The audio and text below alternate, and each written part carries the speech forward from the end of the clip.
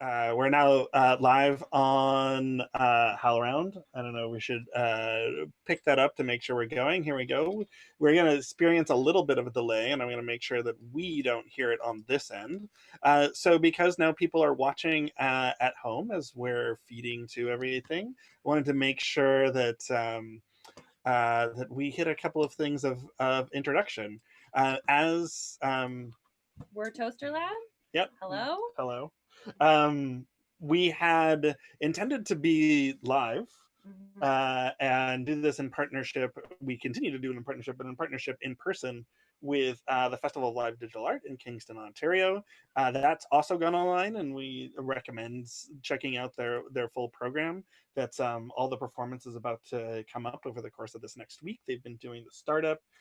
We've been also tangentially involved in one of the large projects that's a collaboration between them and the National Arts Center that is called the Green Rooms, which is about imagining theater and climate change, which has also moved online. And through tangentially, we're also helping with doing things around carbon footprinting around that. I wanted to do sort of address a couple of things before we start talking about the things that we have on our agenda, and update of the projects that we've been doing. We can do a little round of introduction. You'll see each of our advisory board members that has been joining. We've just come out of a closed meeting where we've been doing updates on our projects, the projects they've been working on, and sort of aligning what we're doing. We've had to do this pretty strong pivot. I want to do, first a few acknowledgements, and then we're going to jump into, we're going to actually go to our advisory board member, Sydney, to talk a little bit about future events first, the topic that we didn't really get to cover too much of in our closed meeting, about how we pivot around this component, what we're doing now in our future convenings, because this is meant to be our halfway point, 3 of 6. Though everybody is sort of spread out at this point, I did want to recognize that we are here in Toronto, which has been taken care of by the Anishinaabe, the Haudenosaunee Confederacy, the Huron-Wendat, and the Métis. And there's many Indigenous people that continue to call this place home. We also want to make sure that we state our solidarity with Black Lives Matter and the crisis that's going on right now, and working in an anti-racist way to support those who are protesting and fighting for Black lives in this time of overlapping crises. I am, for those who are looking at me right now, I'm a white male in Canada in a tenured faculty position. I don't get a lot more privileged than that. I benefit from a lot of significant systemic and institutional privilege, but I also see part of my responsibility in holding this privilege as a way to work as an ally for those who do not benefit from this privilege or have experienced oppression as a result of this privilege. Toasterlab's work is about revealing the hidden stories of place to support mutual understanding, to lift up histories that are being erased. And the Atelier is about boosting projects to make storytelling of this kind, especially with regards to technology, mixed reality technology, accessible, and to break down barriers for artists to engage with them, and allied collaboration with the diverse communities. And you can see that in the number of the different projects that we've had the opportunity to collaborate with, and some of the ones that we'll talk today. And we also want to acknowledge that we are coming to you on Zoom and Facebook right now. And while both have become much more important in connecting people when we're not able to gather together, both reinforce systemic issues in society. Zoom's concern for its users and their security and safety has been critiqued for long before the current pandemic. And it's recently made statements that put profits sort of ahead of security by publicly stating that it will cooperate with police and not encrypt communication for unpaid accounts, which is an issue that we see in Facebook. CEO Mark Zuckerberg has recently abdicated responsibility for false information posted to the company's platform, despite the issues that have caused this has caused in dividing society, interfering in elections, and virtually spreading false information. So we critique society, and we also participate. Here we are, all of us together on these shared platforms. As we're starting up, because we're not able to gather right now, what I actually wanted to do, because he can't join us for the entire time, and right now, unfortunately, his video is frozen with me. So, Sydney, are you there?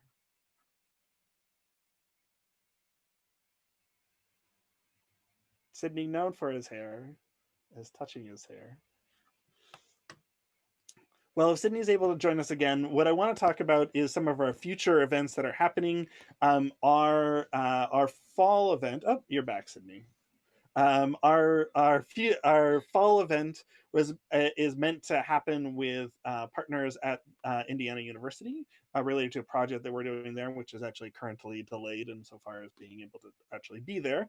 And our winter gathering is meant to be in partnership with the Conference on Research and Choreographic Interfaces, which is directed by our friend Sydney Skybetter and board member. And I wanted, if you could say a couple of words about how you see that happening in the future, knowing that this is all very new and we will not hold you to any of this. I appreciate the lack of accountability, Ian. Thank you.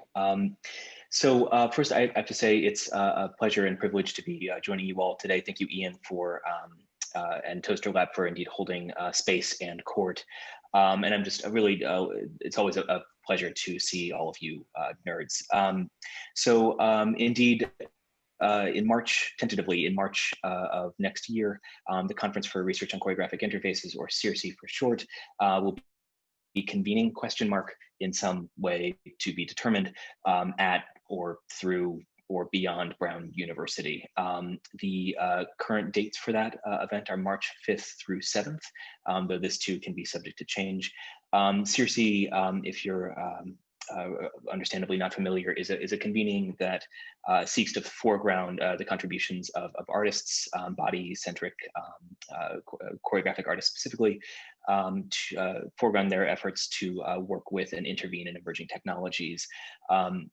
It started out with a principal preoccupation with interface and interfaciality, but is now, per the zeitgeist, deeply involved in questions of surveillance and statist violence.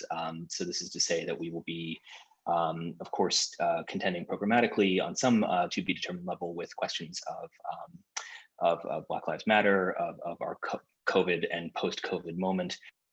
I also say that we will also be screening in some to be determined capacity, one of what I assume is one of Ian's favorite films, Johnny Mnemonic, which, while not a good film, is a usefully bad film.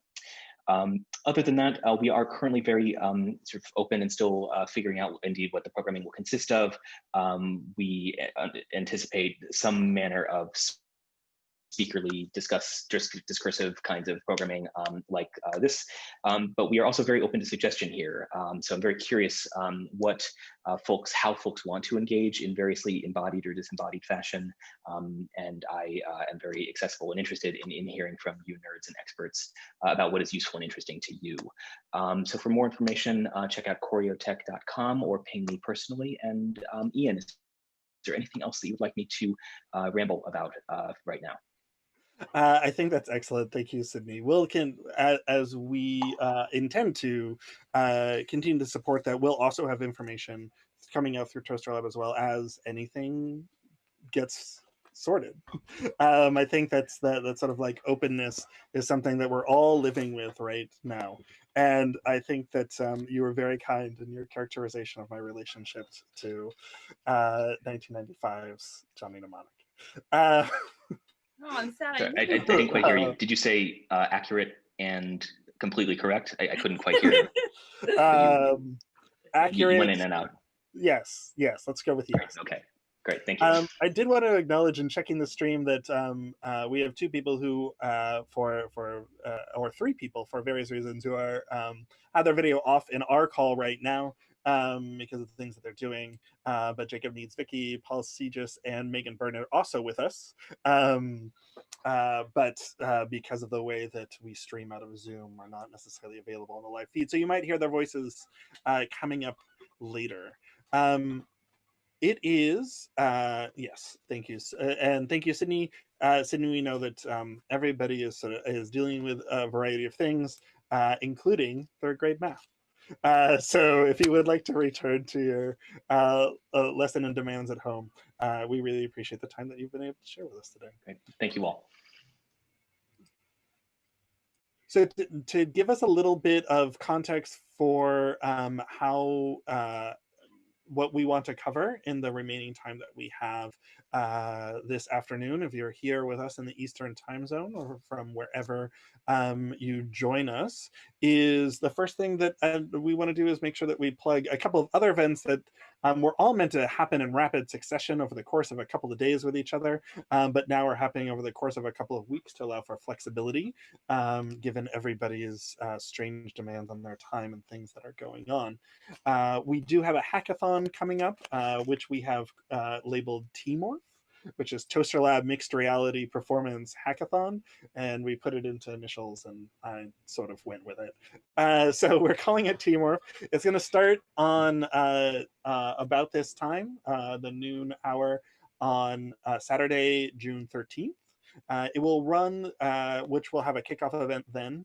There will be a few different scheduled points for participants throughout that, but a lot of it is going to be self-organized as we learn how to do a remote hackathon with support from our friend Julie Driver from Artifact VR, who has a bit more experience in figuring that out, luckily, than we do. And we'll be doing final presentations of the projects that emerged from that following Friday on June 19th.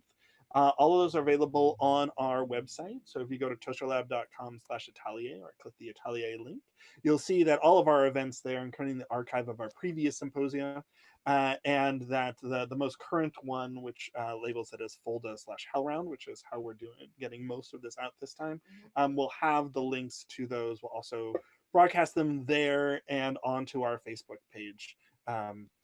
However problematic we've identified that to be. We also have a special performance, and we'll talk about the actual project in a moment.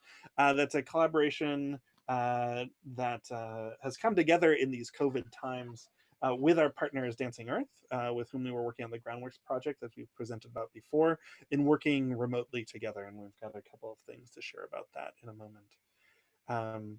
Before we get into our updates on our boosted projects, which we'll hear from those of us here in the home office, literally our home office. And we'll talk a little bit, we'll turn it over to Adrienne Mackey in Philadelphia in her home office regarding updates to TailOff and the project we've been collaborating on there, which we heard a bit with. And we'll acknowledge some of the projects that we've had to rethink what we're doing and delayed and sort of how that affects what we're doing. We've had a good check-in before this. Once we're able to do the updates, the remainder of our time will be spent in discussion with the board, talking about the various opportunities and challenges, reflecting upon what we've shared with each other and what we know is coming forward, and talk about what our thoughts are towards the future plans of the utility of the Atelier. We've got another year that we're intended to be working in this way specifically through the generous support of the Canada Council for the Arts. But that doesn't mean that work stops because of that. So we know that a lot of projects are pushing forward, and we're thinking about how we can continue to support that. Yep. Is there anything you like that? No. No. All right. So to give everyone an update towards where we are on a current slate of boosted projects, which we've been actively working on since our last symposium in February, to give some more context insofar as how we work. We've been working in cohorts of 3 to 4 projects, roughly spaced out every 4 months. We go through a process of boosting those projects, which is to say that we add supplementary human, physical, financial, sometimes resources as we're able to, primarily bringing in expertise and some equipment to allow projects to explore mixed reality approaches to production that they might otherwise not have before. And even if they have access to the technology, because we do prioritize accessible technology, providing the expertise to help them work through those processes of integration so that we can effectively create a bit of a field, which our experience in this crisis time, well, the pandemic crisis time, not to put that crisis above any other crisis happening in this very moment, has been to pivot to online work, which has made a lot of what we're doing seem that much more important and vital to this moment, to be able to share different ways of working remotely.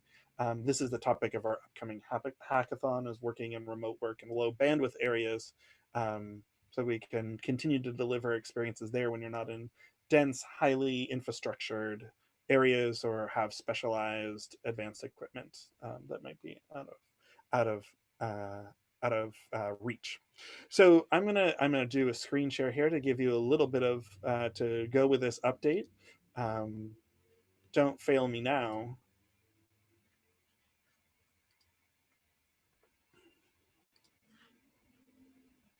So we should be seeing now my second screen here. One of the projects that we did in which we started to build augmented reality assets in a few different ways was a production of Oh What a Lovely War, which happened at Hart House here in Toronto. It's a project that we began speaking with the director Autumn Smith over the previous summer when she wanted to bring in a video game aesthetic to the project that she was working on. As we started to talk about perhaps supplementing it, it turned into actually a centerpiece of the project as we were working through it. So you can see a couple of the shots from some of our early experiments working in creating a character that we could use through augmented reality. We've got this one dancing right here. It may be it's been one of our favorite things to just make this character, this John Bull character, which it's been entertaining. It has. To make this John Bull character. This is all done through our existing Adobe subscription, working with some of their AR tools and being able to bring them onto our phones. We ended up not wanting to necessarily work with this in the actual production. You'll see also on the right-hand side of the screen there, one of the things that we found in post, now that Apple and many other manufacturers have had depth sensing ability, especially in their forward-facing cameras. If you have a phone that is able to do, or it requires you to do Face ID and face unlocking, one of the ways that it does that is for they're looking at the shape of your face and the sort of unique patterns there. What this also opens up the ability is to do facial motion tracking within the phone itself. So we explored a couple of different programs, ending up working primarily through Real Illusions programs, creating a character through their character creator, in which we were able to then animate through their live face program, which uses a network connection to your existing device, and then exporting the video from there.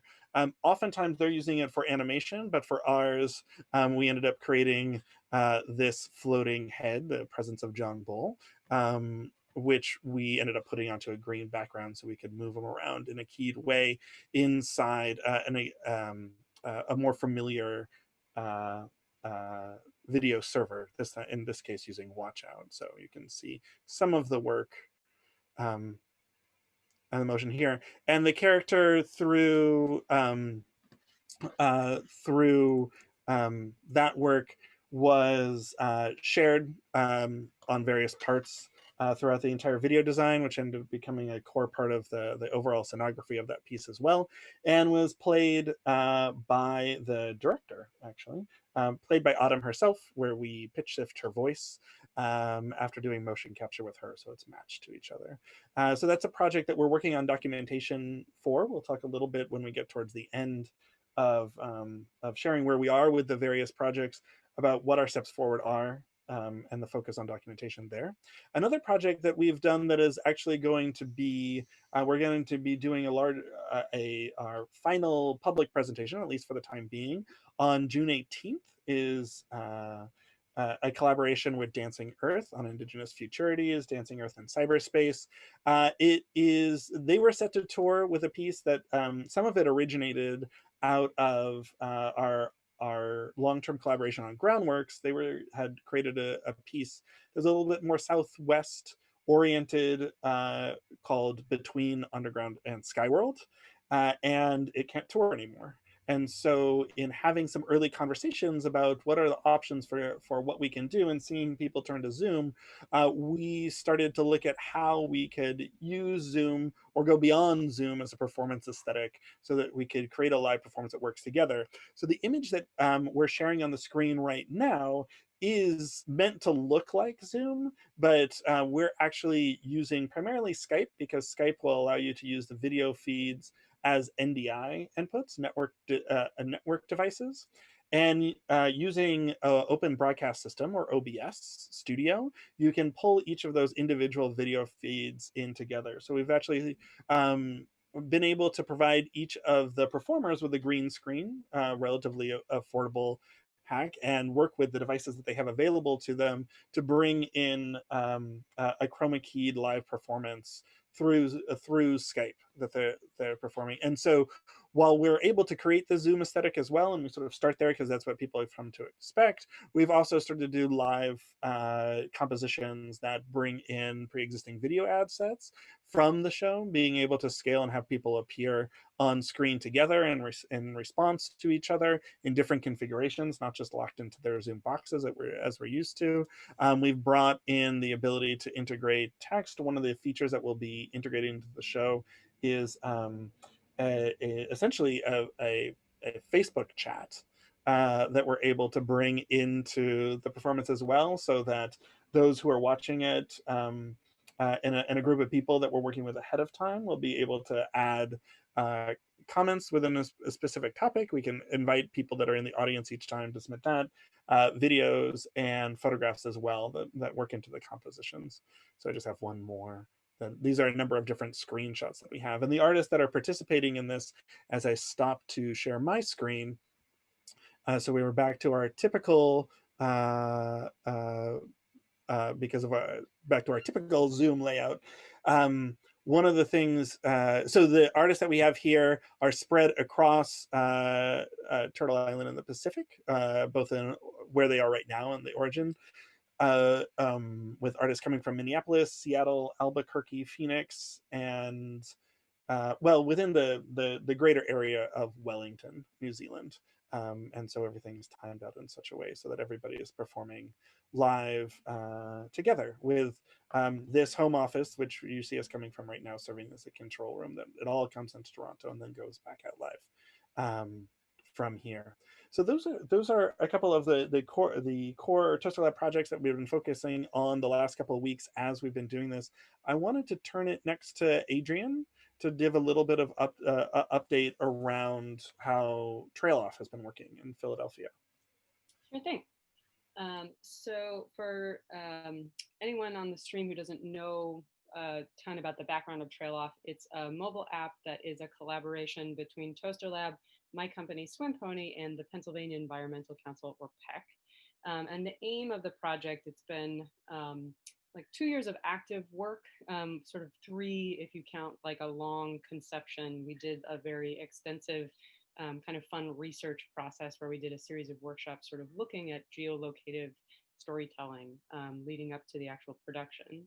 But the aim of the project is really to increase the diversity of narratives that we associate with natural spaces. So the core conception of the project is 10 trails throughout the Philadelphia region that have been selected by 10 authors who went through a very extensive community engagement intake process, all of whom self-identify in some way as marginalized from the environmental space. So these are not the audiences that are currently being effectively served by environmental programming. They came in, took part in sort of like a few months of dialogue and dramaturgy with us, did an extensive workshop that Justine was at back in March of 2019. And then spent around 6 months kind of in residence on their trail, getting to become the master of all the different nooks and crannies of it. And then wrote original stories, whatever that means to them. In some cases, those were autobiographical or historical inspired. In some cases, they were original fiction works. In some cases, they were original epic poems that span the landscape, but all in relationship to the actual environment that you see as you walk along the trail. So once the authors created those scripts, we took them, and then sound designer and composer Mike Kiley and I worked together with over 100 performers, actors, and musicians to do the epic task of translating these scripts into actual audio dramas. I don't know that we knew this when we got into it, but it was essentially creating like 10 full-length produced theater pieces with original music on brand new scripts and all the dramaturgy that goes with it in a recording of about 3 months period, which I don't highly recommend to anybody on the planet to do ever again. But the works honestly are just astonishing pieces of literature. They're incredibly beautiful and incredibly they range in both being incredibly funny and poignant, incredibly moving, incredibly provocative. I've been reading many of them over in the past week and just struck how much these authors are really speaking to the crisis that's happening in this moment, and that the stories that they're sharing really are the ones we need to be hearing, particularly right now. After we recorded the works, Mike went away and created some incredible 3D sound design using binaural audio techniques in conjunction with both his own composition and music that we captured from artists that were identified as part of the process for pieces that had like particularly culturally sensitive music. And then put all of that work into a visual design that was headed up by Maria Chaplin with some assistance from Vanessa Oboihi, who put it all in the sketch and handed it off to Andrew, who has been just like an incredible wizard when it comes to actually translating this into something that's actually going to be a real thing that people use out on the trails. Our hope, and I have deep faith and excitement that the experience is really going to feel like honest to God immersive theater for one person whenever they want to do it. That it'll be a geolocative piece that syncs to the user as they walk, and that you'll really feel held and carried in these amazing worlds, both in the technology and in the creative content. As I was saying earlier in our meeting, tomorrow would have been the official launch had we been on the original timeline. But in a lot of ways, I think the project will actually benefit from a little bit of extra space. We're going to be connecting with Fringe Arts here in Philadelphia for the new launch in September. We're going to have a whole series of extra corollary digital programming, everything from authors live streaming themselves walking the trails and talking about how they created it, to some environmental justice panels, some behind the scenes, hopefully on tech. Toasterlab would love to have you guys involved in that too, as we sort of share the process of how this piece has gone. It's a big, big, big, big, big, big thing. And it's really exciting to see it finally coming pretty close to close. I think that's it. Adrian. Thank you, Thank you so much. I'm going to update on a couple other projects that we've been working on that are basically on hold indefinitely, but we're still trying to make the most of this time.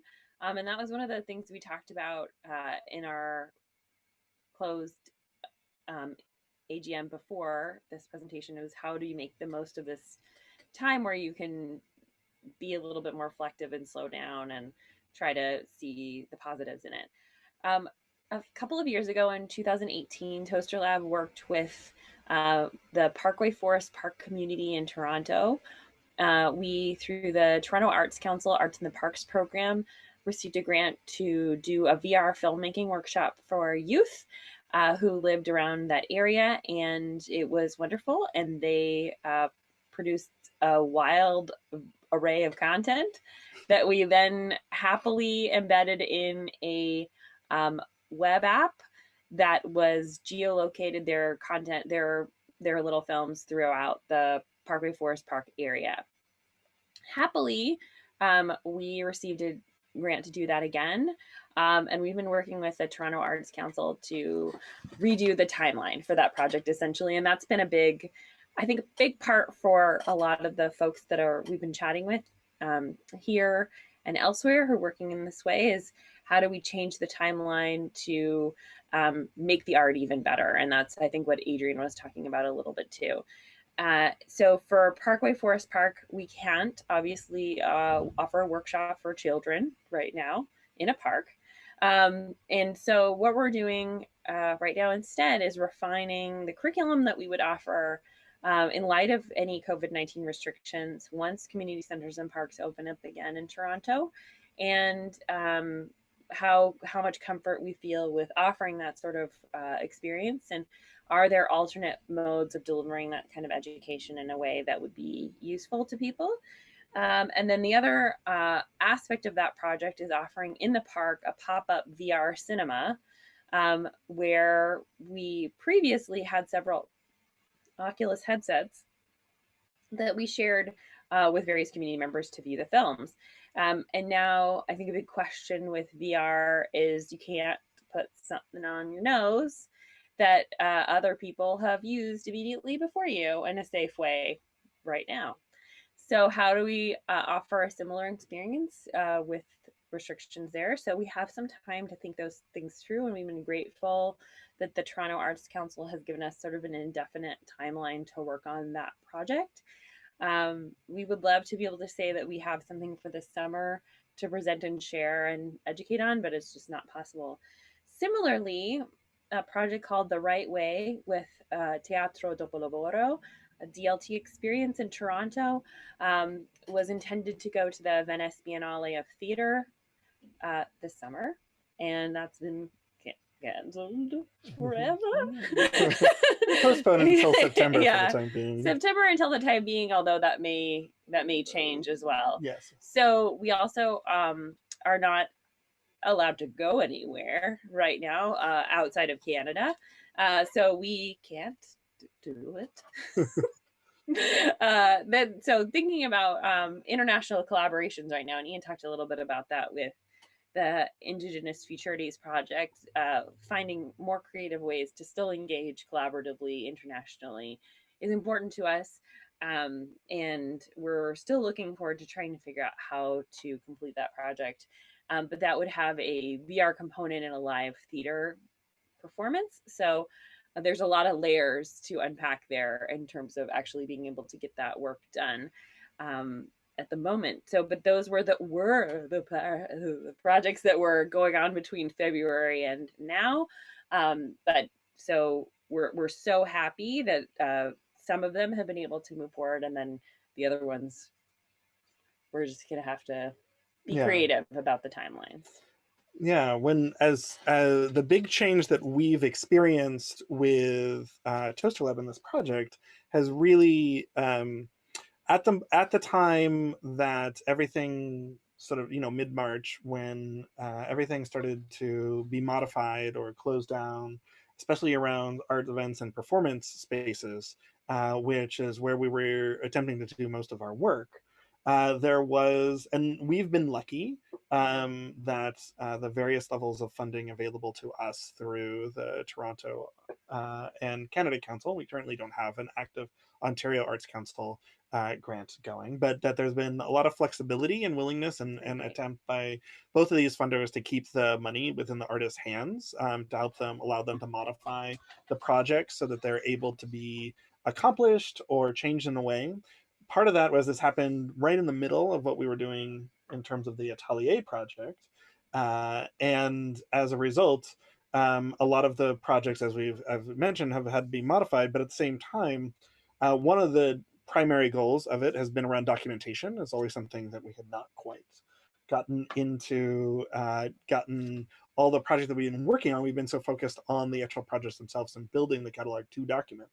That we found that this would be an excellent time to work on that documentation, especially because a lot of these projects, and as it is also part of our hackathon, give different tools towards ways of either making content in places as Adrian was talking about, having like an immersive theater experience that is socially distanced for one within a site-specific context, like that is something that we may be able to do sooner in the future, or could do now, depending on the scenario in which you're working, the types of distance collaboration that we're working on. Are really useful for artists trying to figure out what's happening. We've seen a large proliferation of either people putting things online to stream or working on doing readings and then full performances through Zoom and using those functions. And because so many of the tools that we've been working with and working to make make sense of to people who might otherwise not come in as technologists to this question, that making that information available as soon as possible would be extremely useful. In our previous conversation, what I'd like to do now is sort of open up the conversation to our fantastic board who have patiently been listening to our updates. But we were having, like, everybody's doing really exciting work, and I wanted to open up a little bit of a question about what documentation looks like around a lot of these projects. A comment that Jacob Niedzwicki made earlier on, especially in regards to his projects, and he may be able to comment on them a little bit more in a moment, at least briefly, that the way that we document these things is not just about writing them up, but also about how one experiences them, the experiential quality to that. So Jacob, or otherwise, I would actually open it up to the group to start thinking about, like, how would you communicate to somebody else how you might be able to replicate these things, especially if they're using the types of tools that either you're creating or you're learning and helping others to learn how to create with. I'll take the throw and then probably throw it on to the group pretty quickly. In my practice, a big part of it has been, especially in the dance world, trying to understand how choreographers and creators and producers can provide an authentic experience of their work that's mediated. And so that kind of comes down to a question of like translation / adaptation, but it is possible. It is possible if you engage the same creative team and facilitate that for an analog or a live creative team to produce a version of their work or an experience of their work that gives that authentic quality of the live piece. It might look really different, it might sound really different, it might have a totally different format, but how do you convey that that core, some of the aura of that experience? And that's what we are talking about now as well. It's just a lot more frantic and desperate now. When we talk about documentation, it needs to not just show what, it's not like a performance recording. It needs to communicate how it felt to be there. It needs to communicate how the audience experienced it. And it needs to do that across all of the media that the show actually integrates, which gets really challenging because you are creating a multimedia show. What format is your documentation going to be in? I'm going to stop talking now and throw the discussion to the group. Yeah, thank you so much, Jacob.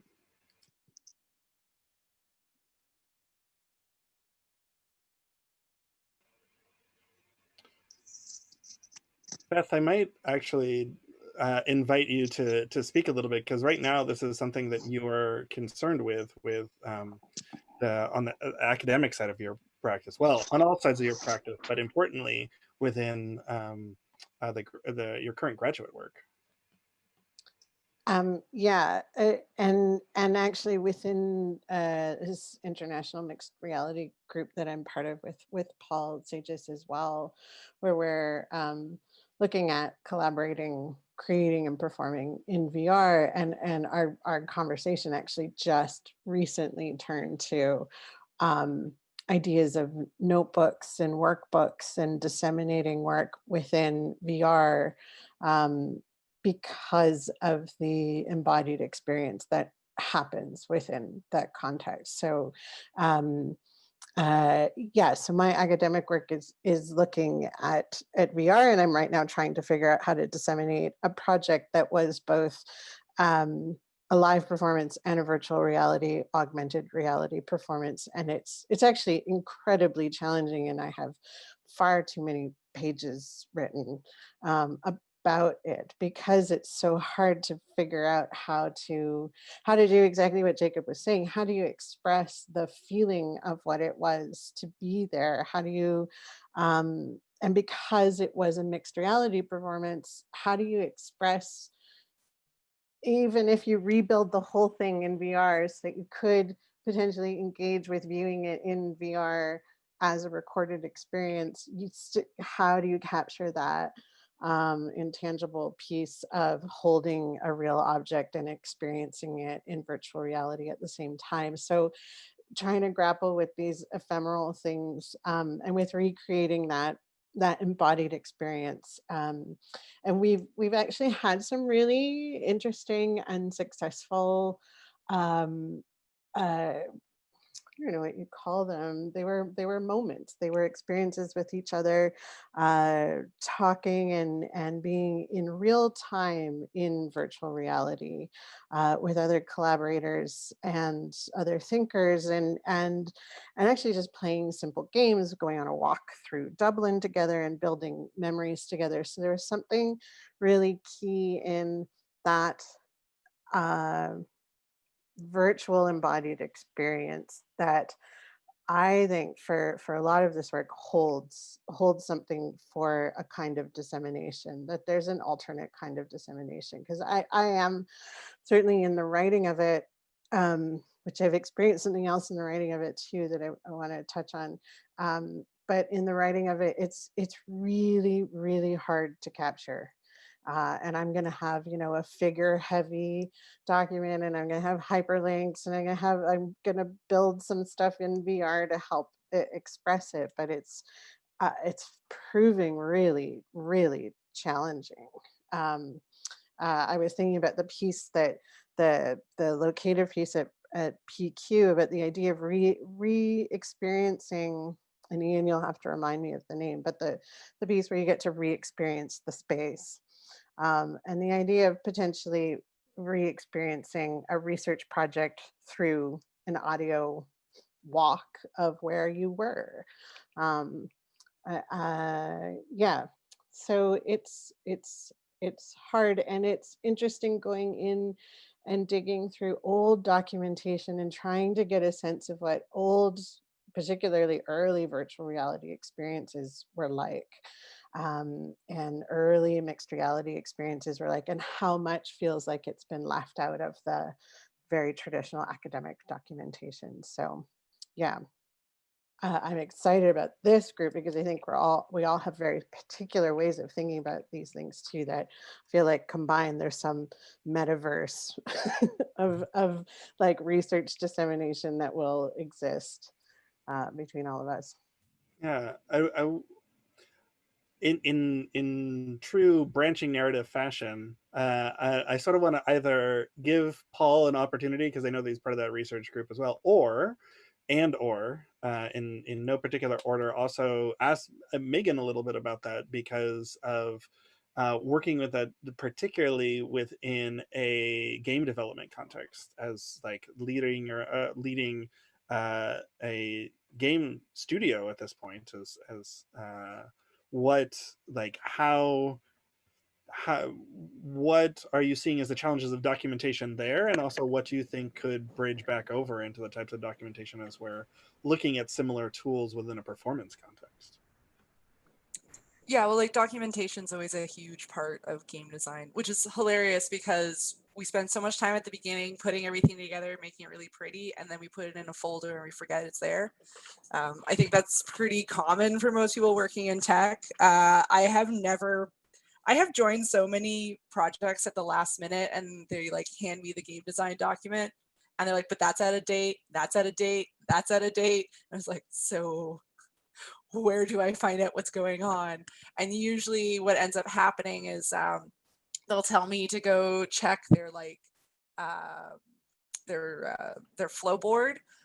So if that's like Glow, or if that's oh man, I can't remember the other names, but you go through and you're like, well, yeah, I see all these notes, but a lot of it's like in-house context, and I don't know what they're talking about. I do know a couple of studios have basically created like wikis, which would be tied to these, I guess, glow charts, glow boards that kind of keep track of like what's going on. That one I found a little bit more helpful, but at the end of the day, it's like you really do need one staffer where their entire job is just updating and keeping track of the documentation.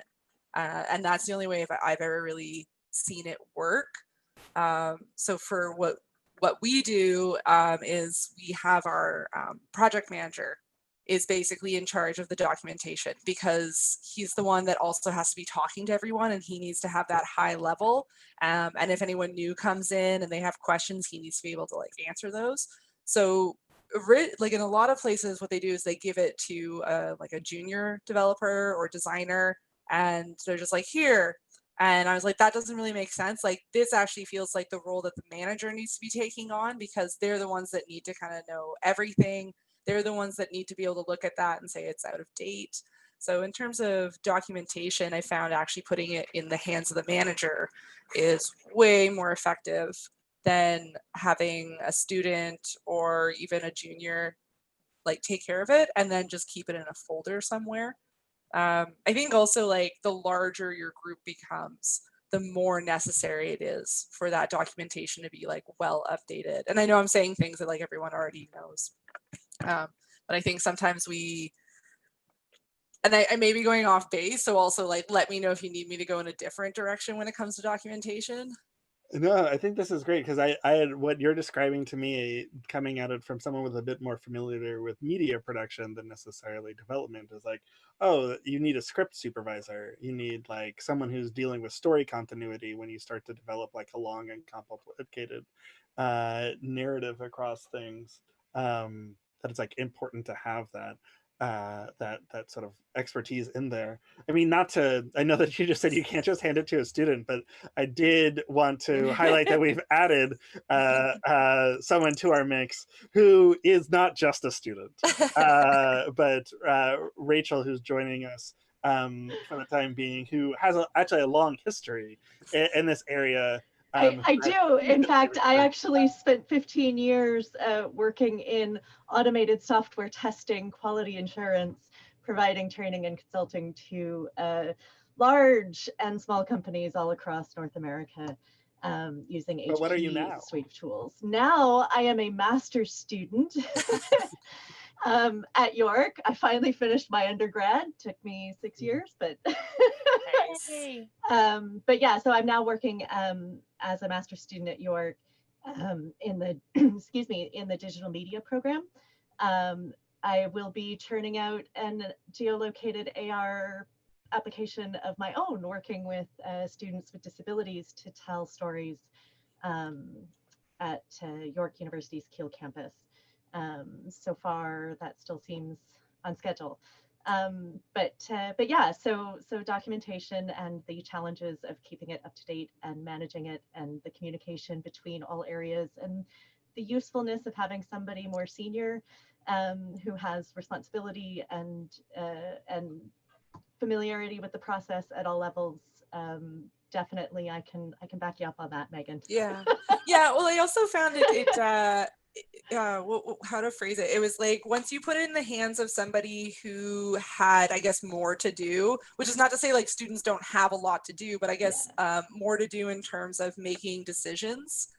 It's authority. It's authority. About power and control. And and I mean, I started as a computer science major, looking at going into development. My parents were both programmers, so like nobody writing code wants to deal with documentation, and that's, you know, that's fine. As theater artists, you know, none of us building a set really want to deal with the purchasing problems that are involved in that, right? That's what management is for, and that's part of the supportive nature of those roles. But it really helps to have somebody. It was always easier to do the job as a consultant than it was as a junior member of a staff. So hopefully I can bring a little bit of that to this. Right, and like I feel like people respect the documentation better when your manager's the one being like, guys, like, I need your info. You got to keep me up to date. And it's opposed to like that poor junior who's like, it would be really nice if you could tell me all the changes you've recently made. Yeah, it's, you know, I've been in that position. It's really nice to be able to look at someone and say, you know, you're paying me $500 to write this for you today, right? Would you like me to sit here and do nothing, or would you like to give me the information that I need to get this done? And I love all the knowing nods, especially for those. I'm enjoying it too. Have code and documentation experience of just being like, yep. Yeah.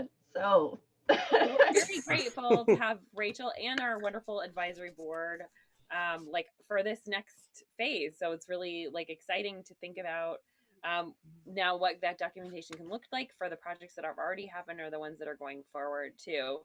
And then I love the ideas like of looking at expansive ways of putting forward those documentations in the world, and that it could be its own creative project on its own too. A question that raises, that relates to for me, that I sort of had coming into this, was related a little bit to what you were saying, Beth, and I'd love to, especially if Tyann and Patrick have some thoughts on this, because I feel like you would, is as we're thinking about these future convenings together of moving into a more experiential space. I mean, I think that's one of the limitations of Zoom performance. We're doing a Zoom performance right now. We're performing a meeting.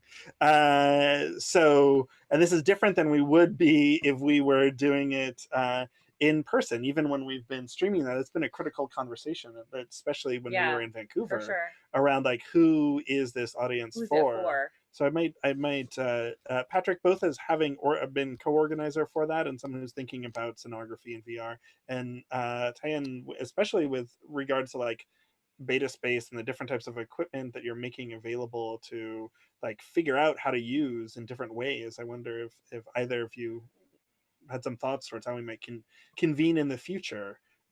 Maybe if we do another symposium as a virtual symposium, how does it actually become a symposium and not just a webinar? I am going to defer to answer that only because I'm getting every fifth word at this point. Oh no! That's why I've killed the video, and I'm so sorry. I'm trying to keep up, but I'm not even sure what you really asked. But I think it was about how do we make sure the user experience stays at the forefront of this, which I am not going to answer at the moment, again, because bad connection. Sorry. It's part of the reality. This is that you're having a true mixed reality. Tyann. All right. Some ideas that we're looking at in cinema and media arts, moving all our courses online. We've been looking at different VR platforms that sort of replicate bodies in a space. So something like Mozilla Hubs, or I just had a tour of Adaptica, which is they're doing like these big campuses with different like rooms that you can just walk to and see different things. So that might be an interesting thing to look at. And then another idea is maybe just to set up a bunch of different spaces that are physically distant, and then have like a sort of mixed experience that way. So like maybe 3 of us could go into beta space and look at how things are set up there, and then maybe broadcast from there and connect beta space with another space, maybe like at UBC. And so we can have like a bunch of maybe different virtual spaces that might replicate this kind of spatial connection differently than simply on Zoom. That would be my approach, I guess, to look into. Yeah, I mean, we're sort of, everybody went quickly to Zoom because it was there, and we had a bunch of things on our calendar that we still had to talk about. So we used an available tool that seemed to solve that need, but doesn't necessarily replicate the experience. As the farthest away. Oh yeah, go ahead. Oh, sorry. I would just say that a lot of the questions also revolve around accessibility. We're finding right now, especially as we explore virtual spaces for conferences or for just creative work, it really leaves out some people and really includes others. And this is always the case with technologies.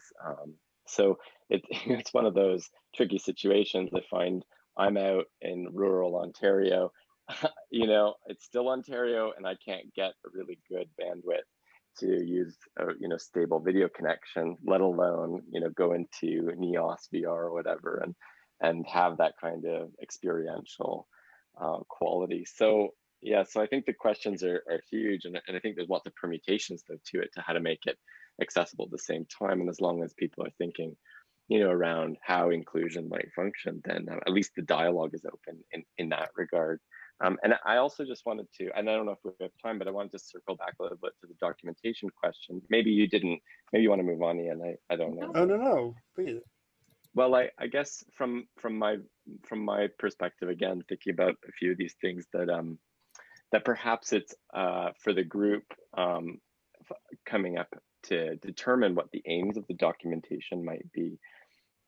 So there's sort of things that, you know, we're thinking about from a practitioner standpoint or creator standpoint, but perhaps we're thinking about, you know, developers in that mix that are more technically minded, or academics, for example. A lot of us are going to be thinking theoretically about this work. And certainly that crosses over into funding bodies or funders. So I think that the aims of the documentation are really important to think about as a group, because of course it's difficult to do everything, but we'll all have a sort of vested interest in a different mode.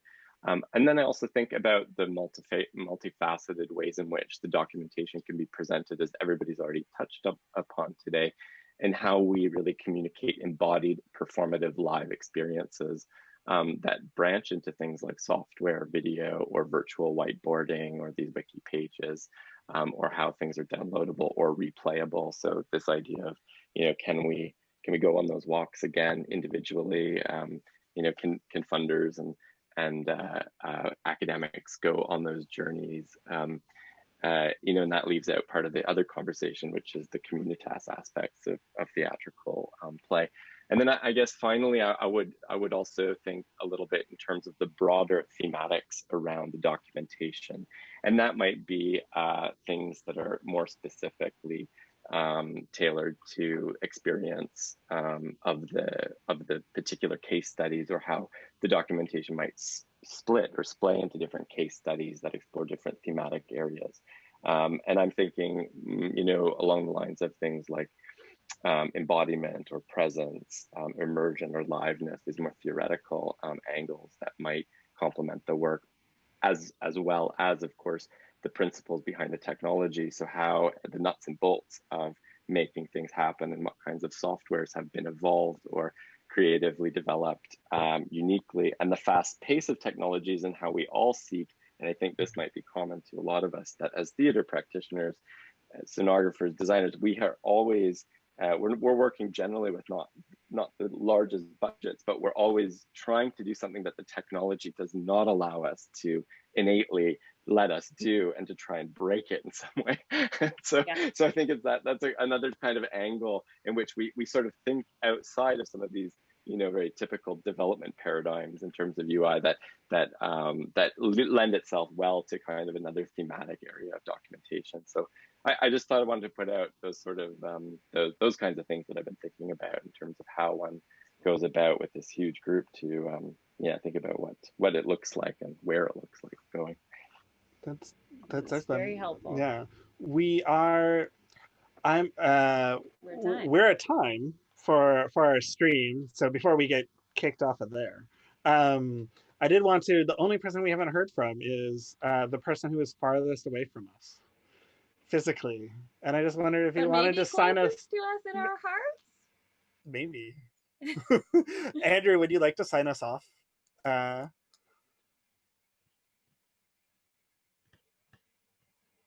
As soon as I can find the unmute button, there we go. There you go.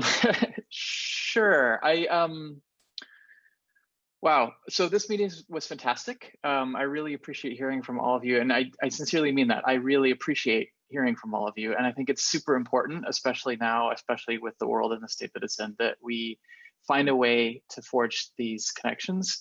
I think Paul said it really, really well, kind of in spite of the technology, and in spite of the limitations, and in spite of the current state of affairs, and in spite of the fact that theater is not, we'll see when that happens again. Live theater as we know it. All of that said, yeah, these project updates are fantastic. I'm super looking forward to working with everybody as we go forward. I find myself, I think because of the physical distance, I'm in that weird category that Paul was saying about being both more included now, because essentially I exist remotely on East Coast time, but I've suddenly found all of these events and things that I have been missing are now online. So I've been attending, I've attended more live events in the last 3 months than I think I did in the previous year, which is really weird. So anyway, I guess I'll leave it there, but I think that we're moving, this is the right group, I think, to move into a really interesting phase in kind of human connection across this. And I hope that we keep forging our ways through that. The only specific comment I have with regards to the technology is that I will say, even as someone who builds the tech, that the only mistake I think we can make is to select only one. That the way that this tends to happen is that the online representation is really always a limited, by definition, it's a limitation on what we can do in person. So if you try to pick a single platform, you end up kind of automatically limiting it for somebody or some subset. But if we don't do that, and instead we just focus on what we're trying to do, which I think we're all on the same page with, which is creating a real experience and a real connection, I think that we'll do okay. We'll find our way through this. So I don't know, there's my benediction for you, Ian. Yeah, thank you. That's a great statement. And you are all close in our hearts too. Yes. What to say. Thank you all for joining us. I'm gonna say goodbye to our live stream now. If you don't have to run away right now. You can if you want. This is the time that you picked, but I'm going to stop our feed for the time being. Thank you to everybody who joined us.